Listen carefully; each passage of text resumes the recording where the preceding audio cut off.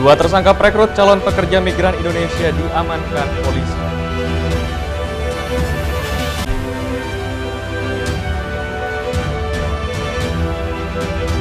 Ratusan calon jamaah haji asal Lombok Tengah kloter terakhir diberangkatkan ke Tanah Suci Mekah.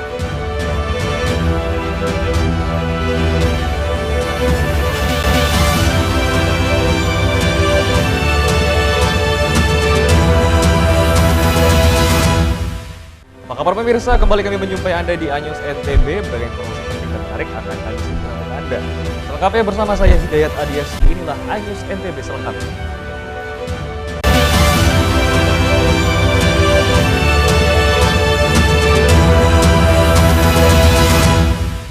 Kita awali informasi pertama pemirsa, dua tersangka perekrut calon pekerja migran Indonesia dengan modus pelatihan bahasa Korea diamankan polisi.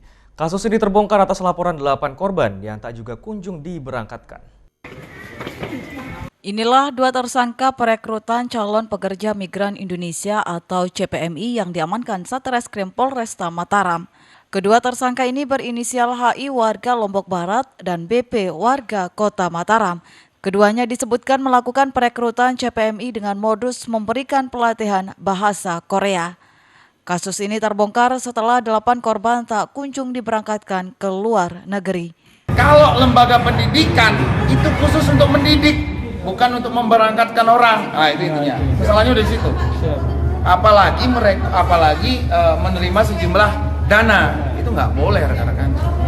Tapi dana itu untuk biaya pelatihan atau? Bukan untuk buat paspor, untuk visa pengakuannya, terus habis itu untuk pelatihan dan medical check up seperti itu nggak boleh. Harusnya perusahaan itu yang memberikan dana, mengucurkan dana kepada keluarga kita, malah dikasih bekal kita berangkat itu bisa gratis, itu yang benar. Kalau menarik dana itu yang salah, itulah oknum. Kedua tersangka telah menjalani penahanan di Rutan Mapolresta Mataram untuk menjalani proses hukum lebih lanjut. Jumlah korban dalam kasus ini mencapai 140 orang.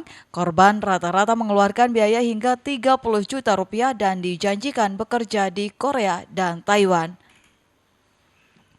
Para tersangka berdalih bekerja sama dengan P3MI yang ada di Jakarta hingga melakukan perekrutan CPMI. Atas perbuatannya, kedua tersangka terancam hukuman maksimal 10 tahun penjara dan denda 15 miliar. Dari Mataram, Hari Kasidi, iNews melaporkan. Sementara itu pemirsa, perusahaan penempatan pekerja migran Indonesia atau P3MI menuding Dinas Tenaga Kerja Kabupaten Lombok Utara melanggar aturan karena melakukan praktik monopoli dalam proses perekrutan CPMI. Dugaan praktik monopoli dalam proses perekrutan calon pekerja migran Indonesia oleh Disnaker Lombok Barat di salah satu owner perusahaan penyalur penempatan pekerja migran Indonesia atau P3MI.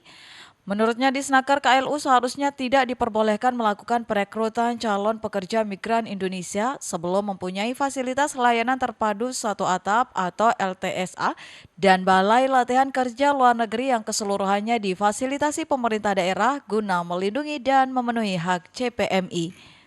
Disnaker KLU juga seharusnya melibatkan perusahaan yang mengantongi surat perekrutan CPMI yang ditunjuk oleh Kementerian Ketenagakerjaan. Sulis menduga adanya praktik monopoli yang dilakukan di Disnaker KLU, yakni mengarahkan para CPMI untuk mendaftar ke perusahaan penyalur CPMI tertentu sehingga menimbulkan persaingan usaha yang tidak sehat. Dinas itu boleh melakukan perekrutan asal ada LTSA, ada Balai Latihan Kerja Luar Negeri, 1, 2, 3 ada pembiayaan dari Pemda. Karena pelatihan itu undang-undang berbicara itu beban dari Pemda. Kalau semua itu belum siap, belum bisa. Menjawab tudingan tersebut, Kepala Dinas Tenaga Kerja Kabupaten Lombok Utara, Epi Winarni menegaskan, sesuai amanat Undang-Undang Nomor 18 Tahun 2017 tentang Perlindungan Pekerja Migran dan Permenaker Nomor 9 Tahun 2019, perusahaan penyalur pekerja migran atau P3MI justru tidak diperbolehkan melakukan perekrutan CPMI dan hanya melakukan penempatan di negara tujuan yang telah disiapkan oleh Dinas Tenaga Kerja. Dalam hal CPM ini kemudian menjadi seperti tadi, kesannya kita merekrut, kita ini sebenarnya boleh saja menurut undang-undang itu, nggak ada masalah. Undang-undang apa itu bisa disebutkan? Undang-Undang Nomor 18 Tahun 2017 itu. 2017 tentang perlindungan CPMI. Kemudian juga salah satunya diperkuat dengan Permenaker 9 tahun 2019 tentang tata cara penempatan pekerja migran Indonesia. Lebih lanjut, pihak dinas juga diberikan kewenangan untuk melakukan perekrutan CPMI sesuai peraturan Menpan RB nomor 1 tahun 2022. Dari Lombok Utara, Harika Sidi, iNews melaporkan. Beralih informasi lainnya pemirsa, ratusan calon jamaah haji asal Lombok Tengah kloter terakhir diberangkatkan ke Tanah Suci Mekah. Sementara itu jamaah yang sudah berada di Mekah dipastikan dalam keadaan sehat. Sebanyak 111 orang calon jemaah haji asal Lombok Tengah kloter 13 diberangkatkan ke Tanah Suci Mekah. Ratusan jemaah dijadwalkan terbang ke Madinah pada Kamis sore, namun sebelumnya ratusan jemaah dibawa ke Asrama Haji Mataram untuk menjalani pemeriksaan kesehatan untuk menentukan kelayakan kondisi jemaah untuk menjalani ibadah haji. Sementara itu, jamaah yang telah sampai di Mekah hingga kini dipastikan dalam kondisi sehat. Hanya saja sejumlah jamaah mengalami sakit ringan seperti batuk dan flu akibat cuaca panas dan satu orang meninggal dunia karena sakit. Yang terutama sudah berangkat semua. Jadi semua jamaah Lombok Tengah yang berada di kloter kemarin sudah berangkat semua. Termasuk yang kloter kedua kemarin kan ada semua yang ditunda atas itu. nami yang kemarin diberangkatkan di kloter 10. Aman. Kloter 10 berapa? Berapa tadi jumlahnya yang ini? Yang jumlah Pak ini 111 orang. 111 orang. Dan terakhir ini ya? Terakhir kloter penutup. Sebelumnya sebanyak 4 kloter JCH asal Lombok Tengah telah berada di Mekah sehingga total JCH asal Lombok Tengah berangkat haji tahun ini sebanyak 948 orang jamaah. Dari Lombok Tengah, Emma Widiawati, iNews melaporkan. iNews akan segera kembali, tetaplah bersama kami.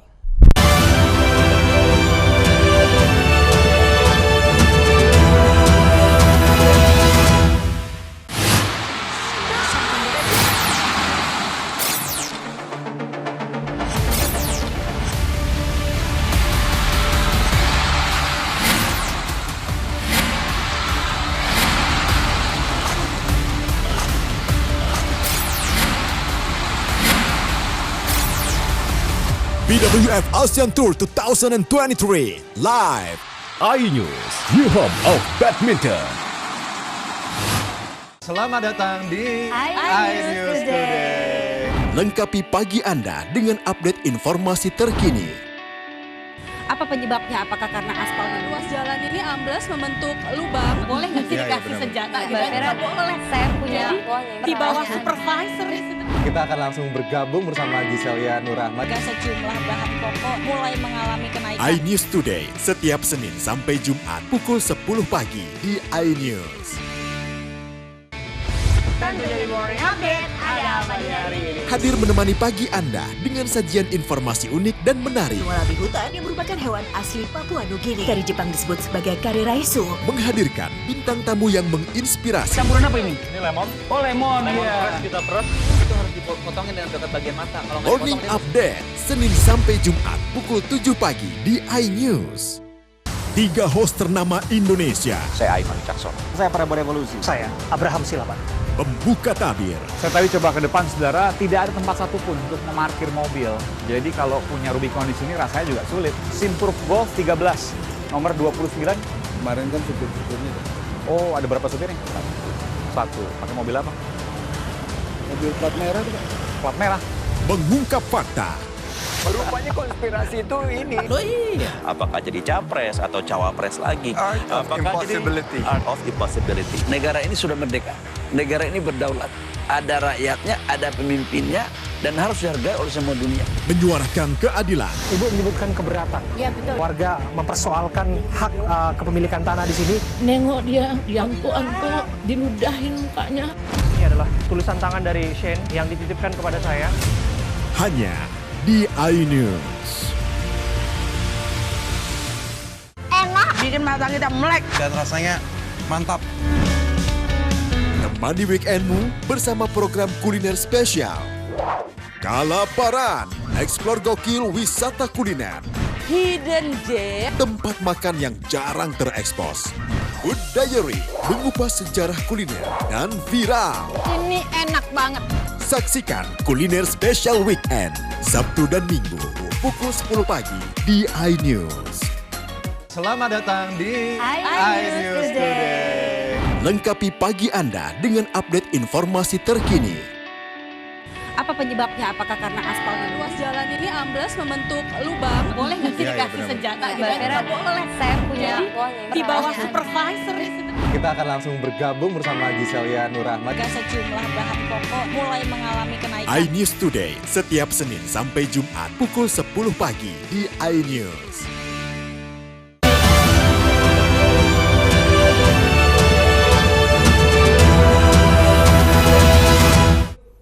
Terima kasih Anda masih bersama kami pemirsa. Warga duduk Batu Layar Lombok Barat datangi kantor Kementerian ATR BPN. Mereka menuntut sertifikat hak milik di Pantai Duduk dibatalkan karena dinilai melanggar undang-undang soal ROI pantai. Masyarakat Batu Layar melakukan audiensi dengan Wakil Menteri ATR BPN RI di Jakarta untuk meminta sertifikat hak milik tersebut dibatalkan. Sejumlah landasan aturan terkait tidak bolehnya sertifikat hak milik diterbitkan di kawasan sepadan pantai dan muara sungai.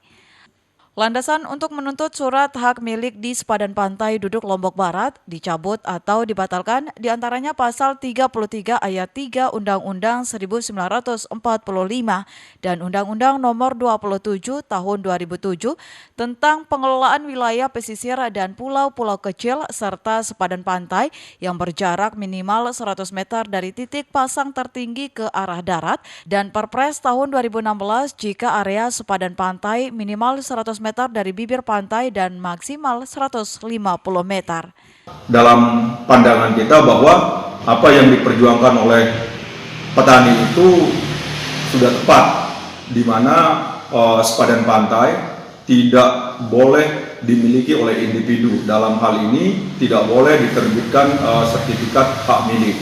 Tapi faktanya BPN Lombok Barat mengeluarkan SHM. Nah, ketika kita telisik penerbitan SHM ini melanggar banyak peraturan perundang-undangan, mulai dari Undang-Undang Dasar 1945 pasal 33 ayat 3, kemudian peraturan Presiden nomor 27 tentang pengelolaan pulau dan pesisir, Perpres 26, Permen ATR BPN tentang pengelolaan ke pulau-pulau dan pesisir, itu semua dilompati. Kemudian ketika difrontir kemarin lewat Zoom, pihak BPN Lombok Barat tidak bisa menjawab. Kesalahan subjek hak dan kesalahan objek hak yang menurut pemaparan pihak BPN Lombok Barat tidak bisa bantah penjelasan kepala dusun dan kesalahan jenis hak lokasi tersebut tidak boleh terbit sertifikat. Demikian juga kesalahan perhitungan luas dan tumpang tindih hak atas tanah serta data yuridis atau data-data fisik tidak benar di mana cara peroleh sporadik tidak benar. Atas kasus di atas Irjen Kementerian ATR BPN RI harus memeriksa kantor BPN Lombok Barat karena diduga surat permainan dalam penerbitan sertifikat tersebut. Dari Lombok Barat, Muzakir, iNews melaporkan. Beralih ke informasi lainnya pemirsa, uang pengganti senilai 6,7 miliar rupiah dari perkara tindak pidana korupsi, penataan dan pengerukan dermaga Labuan Haji tahun 2016 berhasil dieksekusi Kejaksaan Negeri Lombok Timur setelah Mahkamah Agung mengabulkan kasasi jaksa. Kejaksaan Negeri Lombok Timur melaksanakan eksekusi uang pengganti senilai 6,7 miliar rupiah dari perkara tindak pidana korupsi, penataan dan pengerukan dermaga Labuan Haji tahun 2016. Uang pengganti itu merupakan uang muka proyek yang dicairkan dari BNI Cabang Utama Bandung sebagai bank penjamin setelah Mahkamah Agung mengabulkan kasasi jaksa. Setelah dihitung ulang, uang pengganti tersebut langsung disetorkan ke kas daerah pemerintah Kabupaten Lombok Timur. Dalam kasus ini, Mahkamah Agung mengabulkan kasasi tim penuntut umum Kejaksaan Negeri Lombok Timur. Hakim MA menjatuhkan pidana 3 tahun penjara dan denda 200 juta terhadap terdakwa Nugroho, PPK proyek dan telah dijebloskan ke BUI.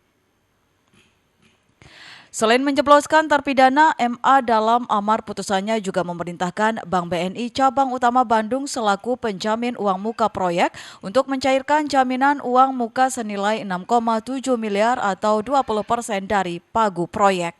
Penuntut umum pada Kejaksaan Negeri Lombok Timur untuk mengembalikan uang jaminan kepada kas daerah Kabupaten Lombok Timur.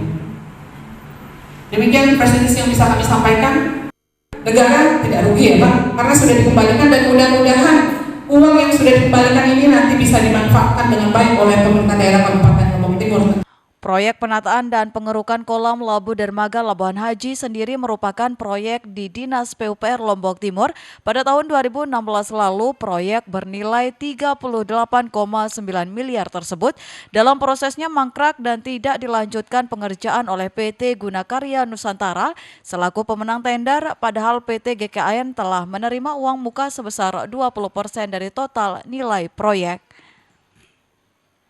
Dalam kasus ini, jaksa menetapkan 2 tersangka yaitu Nugroho sebagai pejabat pembuat komitmen atau PPK yang kini sudah dibui dan Taufik Ramdhani sebagai kontraktor proyek yang masih buron.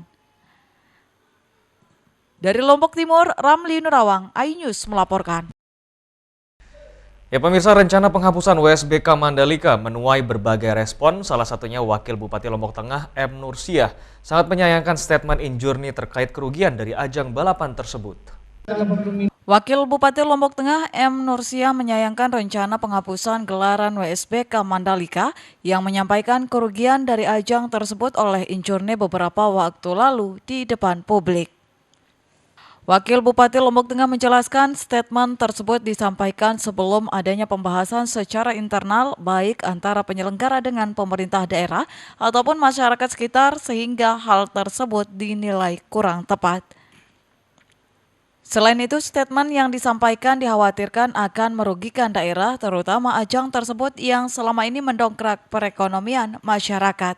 Pemerintah daerah sendiri mengklaim selama ini selalu mendukung gelaran tersebut dari proses pembangunan sirkuit hingga membantu mencari sponsor agar ajang tersebut tetap digelar. Sebelum menyampaikan informasi itu tentu internal dulu dan koordinasi dengan masyarakat termasuk kita ada provinsi, ada kabupaten kota, terutama Lombok Tengah. Sehingga ketika kita menyebarluaskan informasi itu tentu valid. Itu kewenangan pemerintah pusat untuk menyelenggarakan WSBK, MotoGP, itu otoritas ITDC.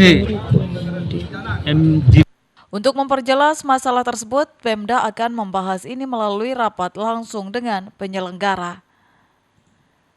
Dari Lombok Tengah, Emma Widiawati, iNews melaporkan. iNews TV akan segera kembali, tetaplah bersama kami.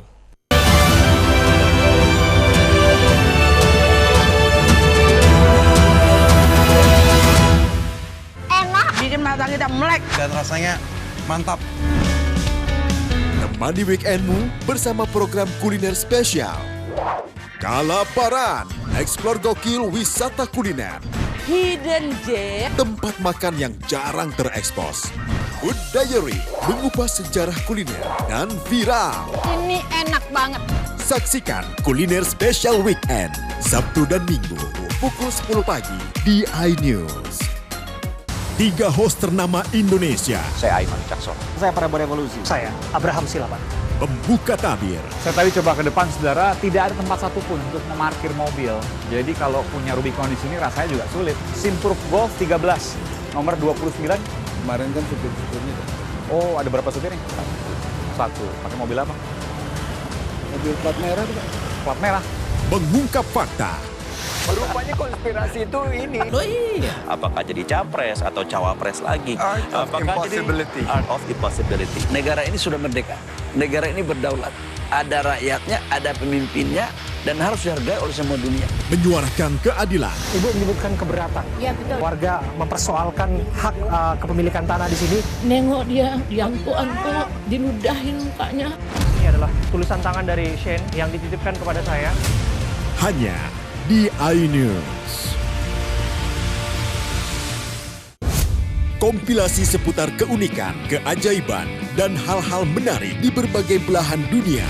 Suku Sentinel dipercaya berasal dari Afrika yang bermigrasi ke pulau itu sejak 60.000 tahun yang lalu. Seperti apa sejarah kelam dari tragedi tenggelamnya kapal Titanic? Lantas siapa tokoh di balik anime yang legendaris? OMG setiap hari pukul 8 malam hanya di iNews. Selamat datang di iNews Today. Lengkapi pagi Anda dengan update informasi terkini. Apa penyebabnya? Apakah karena aspal ruas jalan ini amblas membentuk lubang? Boleh nggak sih dikasih senjata? Nggak boleh. Saya punya di bawah supervisor. Kita akan langsung bergabung bersama Giselia Nurahmat. Sejumlah bahan pokok mulai mengalami kenaikan. iNews Today setiap Senin sampai Jumat pukul 10 pagi di iNews. 3 host ternama Indonesia. Saya Aiman Cakson. Saya Prabowo Revolusi. Saya Abraham Silaban. Pembuka tabir. Saya tadi coba ke depan, saudara, tidak ada tempat satupun untuk memarkir mobil. Jadi kalau punya Rubicon di sini rasanya juga sulit. Simproof Golf 13, nomor 29. Kemarin kan supir-supirnya. Oh, ada berapa supirnya? Satu. Pakai mobil apa? Mobil plat merah tuh, Pak. Plat merah. Mengungkap fakta.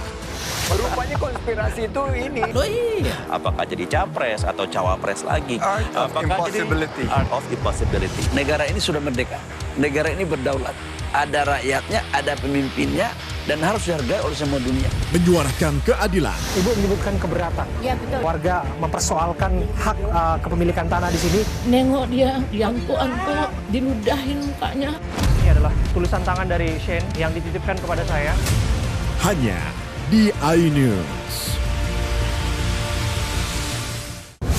Kompilasi seputar keunikan, keajaiban, dan hal-hal menarik di berbagai belahan dunia. Suku Sentinel dipercaya berasal dari Afrika yang bermigrasi ke pulau itu sejak 60.000 tahun yang lalu. Seperti apa sejarah kelam dari tragedi tenggelamnya kapal Titanic? Lantas siapa tokoh di balik anime yang legendaris? OMG setiap hari pukul 8 malam hanya di iNews.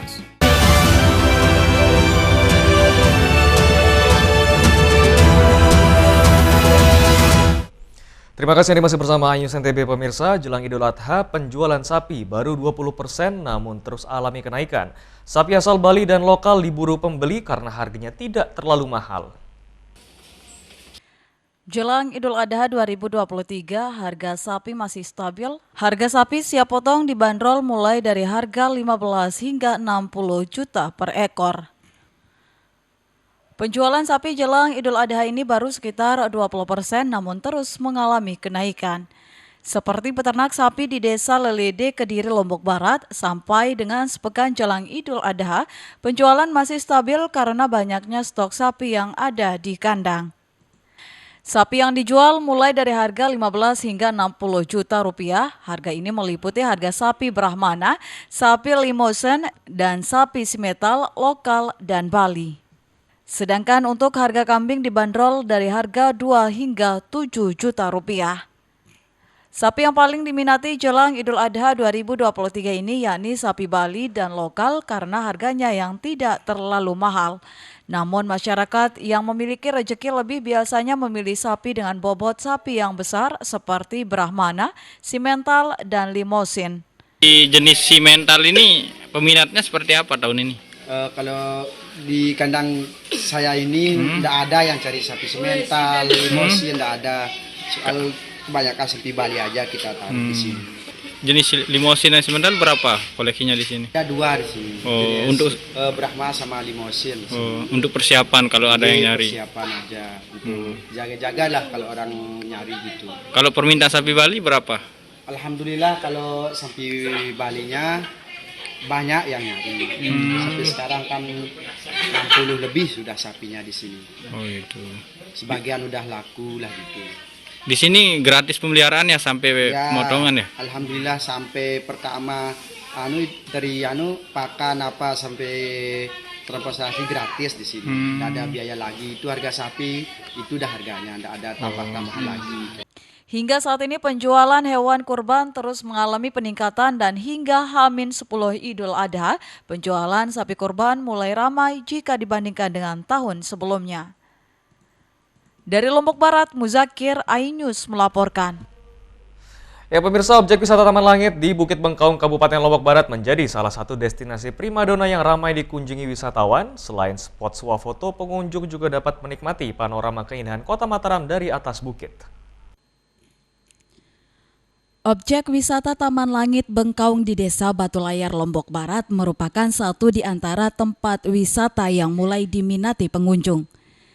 Selain berada di atas perbukitan, daya tarik dari objek wisata ini dilengkapi berbagai fasilitas swafoto menarik seperti pintu Doraemon dan sayap burung yang begitu fenomenal. Selain swafoto, pengunjung juga dimanjakan dengan panorama alam dengan latar belakang bukit, pantai hingga keindahan Kota Mataram dari atas perbukitan. Sejumlah pengunjung mengaku mengetahui keindahan wisata Taman Langit Bengkaung ini setelah viral di media sosial. Pertama kali kita kenal wisata ini bukan dari Facebook dan bukan dari Instagram atau media sosial lainnya, tetapi karena kita pernah melakukan ziarah ke bawah tuh, kita lagi berbagi, kemudian kita menelusuri jalan ini. Waktu itu belum ada yang ini, dan dulu namanya juga bukan Taman Langit. Nah, waktu kita tahu dia viral, kita pastikan kesini, ternyata inilah tempatnya. Jadi awal-awal dulu bukan niatnya wisata gitu, tapi pas udah tahu ada tempat wisata di sini, why not gitu. Kebetulan kan banyak yang saya lihat saya pertama tahunya sih dari ini, jadi pengen kesini gitu, ngeliat sih tempatnya juga bagus, jadi pengen aja kesini, pengen tahu gitu tempat ini. Ternyata setelah kesini emang bener bagus tempatnya. Dari Kota Mataram, wisata Taman Bukit Bengkaung dapat ditempuh dengan jarak waktu 30 menit dengan menggunakan kendaraan roda 2 maupun roda 4. Dari Lombok Barat, Vinka Andini, iNews melaporkan. Ya pemirsa, serangkaian informasi tadi sekaligus menutup perjumpaan kita di iNews NTB kali ini. Saya Hidayat Adiasi, mewakili kru yang bertugas pamit. Terima kasih dan sampai jumpa kembali.